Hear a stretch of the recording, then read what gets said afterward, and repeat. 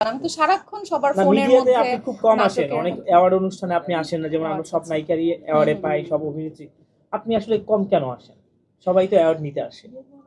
কারণ আমি এই পর্যন্ত যে কয়টা অ্যাওয়ার্ড প্রোগ্রামের দাওয়াত পেয়েছি সেখানে আমাকে পারফর্ম করতে বলা হয়েছে, এবং ফ্রিতে পারফর্মের মানে ফ্রিতে পারফর্ম করলে আমাকে অ্যাওয়ার্ড দিবে এরকম আমার কাছে মনে হয়েছে।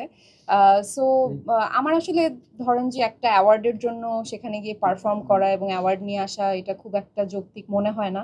আমার কাজের জন্য যদি কোনো অ্যাওয়ার্ড শো আমাকে নিজে থেকে অ্যাওয়ার্ড দেয় উইদাউট পারফরমেন্স, তাহলে হয়তো সামনে অ্যাওয়ার্ডই করব। আর একটাই হচ্ছে যে অ্যাওয়ার্ড পাওয়ার যে ইচ্ছা ওইটা ছোটবেলায় অনেকটা পূরণ হয়েছে, কারণ আমি অনেক ছোটবেলা থেকেই গান নাচ আবৃত্তি সবকিছু করি। আমি ন্যাশনালি অনেক অ্যাওয়ার্ড পেয়েছি।